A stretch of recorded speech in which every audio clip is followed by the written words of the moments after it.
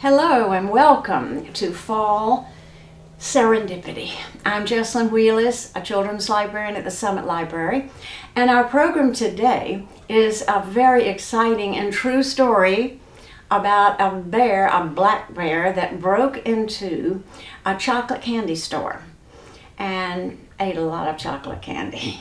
You're going to find out how he got in and what exactly he ate. Now, before we have the story, also at the end of the program, we're going to make some chocolate. Before he broke into the store, I thought it would be a good idea just to learn a little bit about American black bears. About 900,000 American black bears make their homes in North America. They are 4 to 7 feet long, and most adult males weigh about 300 pounds. They are big bluffers. They're really not very aggressive, but they can put on a show. If danger is near, they chomp their teeth and lunge forward and swat with their huge paws. Sometimes they even run toward the enemy in a fake charge. They're always eating, always looking for a meal. They wander the same trails year after year looking for food. They search for grass, roots, nuts, and berries. Sometimes they even climb trees to feed on budding leaves or nuts. And black bears don't just eat plants, they also eat meat. Black bears catch fish from streams and rivers, and they also eat some young animals. Sometimes they steal eggs from birds' nests.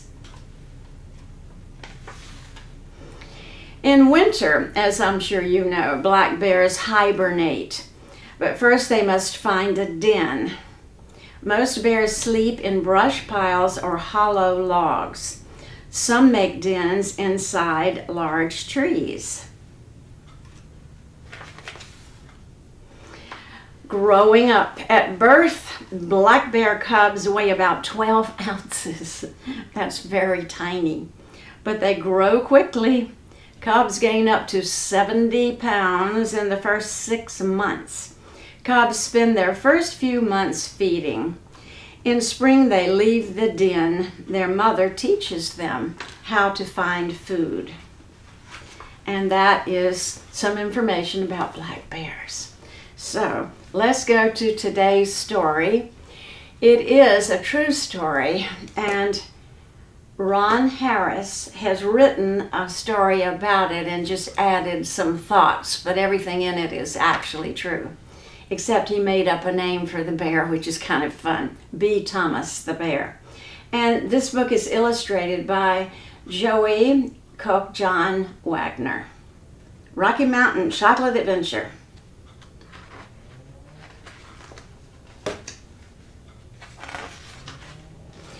It had been a very busy summer for B. Thomas the bear. He visited his favorite places many times to look for food. He had explored the trout stream, the local campgrounds, and his favorite berry patch. Now the days were getting shorter. The air was cooler and the leaves were turning gold. B. Thomas the bear was much hungrier and sleepier than normal. B. Thomas the bear was puzzled. Then he remembered that it was almost time for him to take his long winter nap, which he thought of as hibernation. He decided to visit a very special place, his most favorite place of all, the Rocky Mountain Chocolate Factory. B. Thomas the bear liked the Rocky Mountain Chocolate Factory because of all the wonderful smells from inside. However, the door was always locked. B. Thomas the bear was so very hungry that he leaned against the door to get a better look at the chocolate inside. When he did, the door moved just a little bit. Now, B. Thomas the bear was a very smart bear and still very hungry. So he used his long bare claws to reach under the door, and then he wiggled it. Much to his surprise, the door popped open. What good fortune. And when he stepped into the store, B. Thomas the bear gasped. It was amazing. There was chocolate everywhere. He knew just what to do. He went straight to the counter, stuffed his mouth full of chocolate, and then went outside to eat.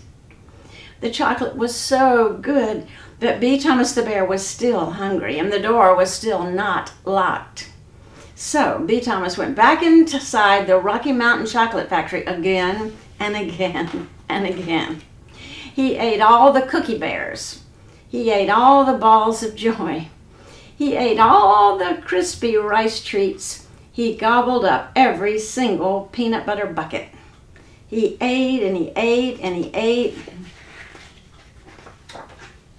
After the 5th trip in, he peeked through the glass case and he spied the very best treat of all. He jumped over the counter, careful not to knock anything over. And he ate every single bite of buttery English toffee.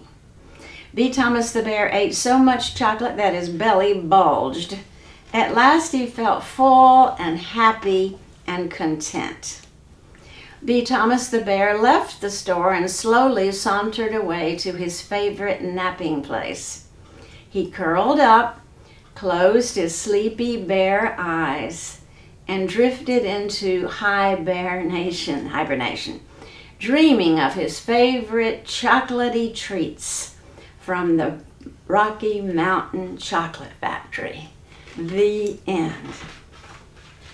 Now, the lady who runs the store told us just some of the bear facts.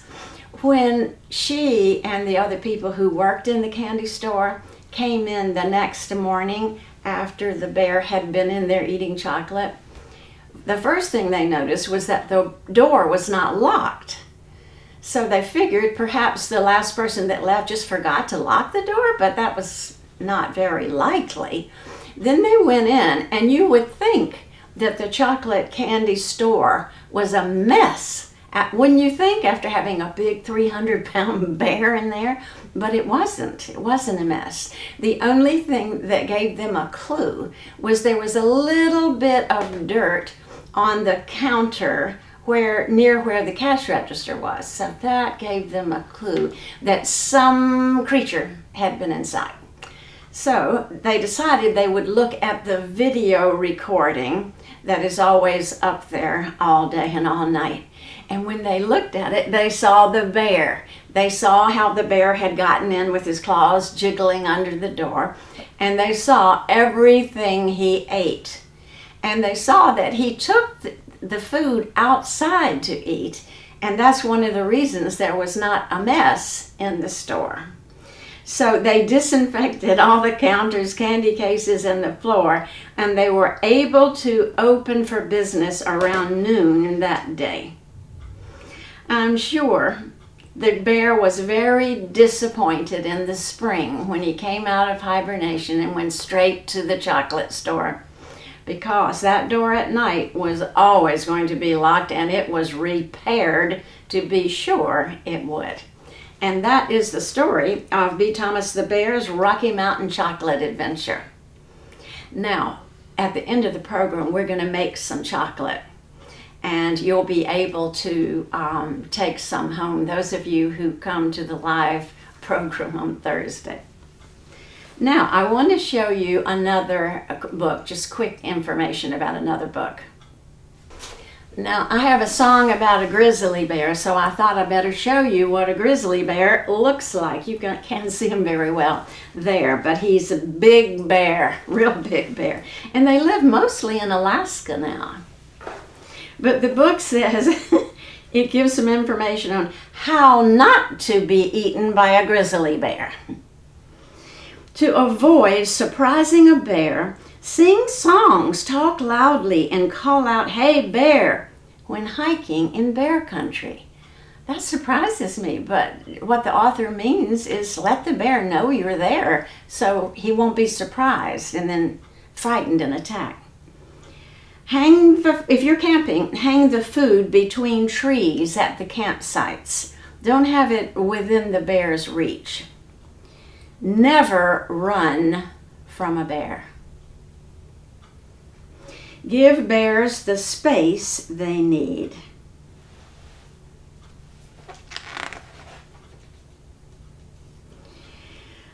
A big male rests while guarding food in Alaska. Bears conceal their partially eaten prey with sticks or leaves until it's time to feed again. So if they have caught some delicious food and they don't feel like eating the whole thing right then, they guard it so nobody else can get it, and then they can eat it when they get hungry again. Young bears love to wrestle with each other. So they're not really fighting, they're just wrestling. You've probably seen dogs do that. When they're not really mad at each other, they're just having fun wrestling. And you may have seen young boys do that as well. The bears are preparing to know how to fight in case they ever have to. And so that is nature's way of getting them ready. And this really interested me. You see the bear looking in the truck window. A curious bear meets a vehicle at Yellowstone Bear World in Idaho. Here, visitors can drive among bears so long as they don't get out of their cars. I would love to do that if we go back to Idaho sometime. I didn't know that park was there. And I hope it's still there, but I think that would be so cool to be able to see a grizzly bear like that. Now, I want to sing a song for you about a grizzly bear. Gonna tell you a story about a grizzly bear, a grizzly bear. He had big black eyes, long hair, long hair on the grizzly bear.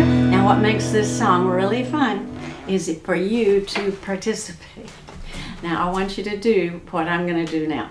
Every time grizzly bear is mentioned, put your paws up like that. Every single time grizzly bear is mentioned, do your paws. And when it says he has big black eyes, do like this. And long hair, long hair. All right, let's try it. Every time bear is mentioned, pause. Big black eyes, long hair. It's fun, okay? Here we go. Get ready. And when you catch on to the words, sing with me.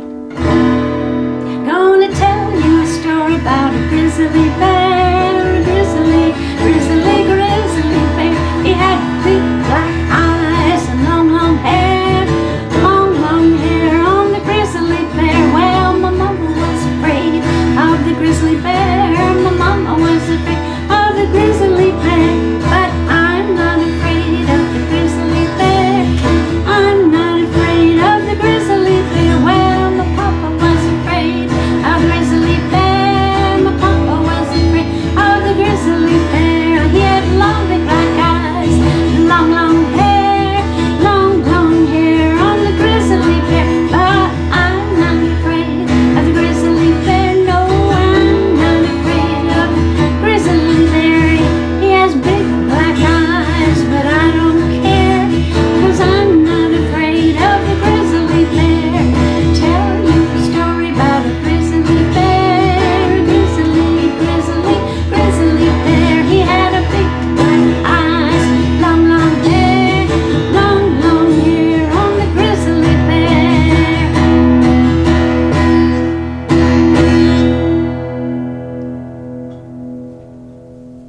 This very funny book is entitled Mother Bruce, not Mother Goose, Mother Bruce. And the author is Ryan T. Higgins. He made up the story and drew and painted the pictures, and won an Ezra Jack Keats Honor Book Award for this great story. All right, let's begin. Bruce was a bear who lived all by himself. He was a grump. He did not like sunny days. He did not like rainy days. He did not like cute little animals.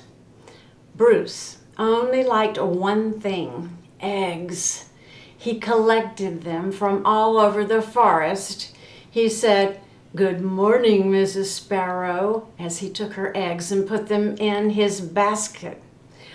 But Bruce didn't eat eggs raw like other bears. Instead, he cooked them into fancy recipes that he found on the internet. One day, Bruce came across a recipe for hard-boiled goose eggs drizzled with honey salmon sauce. So he went to get the ingredients. First, he caught a few salmon. Then he collected honey from a local beehive. He liked to support local business, you see. Last, he went to Mrs. Goose's to pay her a visit. He asked her, "Are these eggs free-range organic?" At home, Bruce prepared the eggs for hard boiling, but the fire in his stove fizzled, so he went out to get more wood. When Bruce came back, he was met with an unwelcome surprise. "Mama!" The eggs had hatched, and the little goslings thought Bruce was their mother. Bruce became the victim of mistaken identity. Bruce wanted hard-boiled eggs, not goslings. He supposed he could settle for buttered goslings on toast, but for some reason he lost his appetite. He said, "I will have to ask Mrs. Goose about her return policy." Bruce scooped up the little geese and stomped back to their nest, only to find Mrs. Goose had flown south early. She left a note on the nest that said, "Be back in April." Bruce left the goslings there anyway and went back home. But he was followed. "Mama, Mama." Bruce was very stern and said things like, "Go away," and "I am not your mother," and also, "I liked you better when you were eggs." Bruce could take it no longer and became extra grumpy with them and went roar. The goslings just looked at him and looked puzzled. Nothing worked. The goslings always follow their mother, even if she is a he and he is a bear. "Mama?" Bruce climbed up a tree and sat on a high tree limb, but the goslings sat on a nearby limb. The goslings followed Bruce everywhere he went. He was stuck with them. He tried to make the best of it. He bought them a wading pool, which they liked, but there was no room for him. It was hard work. They made a big mess when he set them up for painting. Then he had to buy a front carrier to carry the 4 goslings in. The goslings sat in their high chairs, but they did not like Bruce's food. They said things like "bleh" and "ew" and "yuck." And when he fell asleep on a log, the goslings fell asleep on the log too, some of them even on top of Bruce.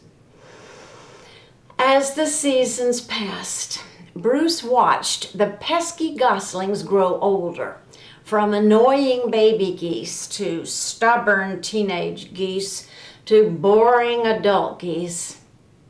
Then, one fall afternoon, Bruce saw other goose families flying south. Finally, he'd be rid of those geese, and he could take a long winter nap. Bruce explained migration to them, but they didn't listen. They just put on coats and hats when it got colder. Bruce needed the geese to leave, so he got creative. He set up a slingshot between 2 limbs of a tree and tried to make them fly into the air wearing their red scarves and old pilot hats and goggles. But that didn't work. The geese would not leave Bruce.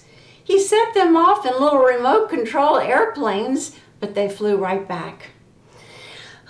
They were all hugging Bruce. So Bruce decided to pack some bags and take his geese into town. They boarded a bus and migrated to Miami. Now, every winter, Bruce and his geese head south together. They laze about at the beach in tacky shirts, sipping ice-cold lemonade while Bruce dreams of new recipes that don't hatch. One day, one of the young geese was out in the sand walking across the beach when a baby turtle hatched out of his eggs, looked at the young goose and said, "Mama." And that is the story of Mother Bruce.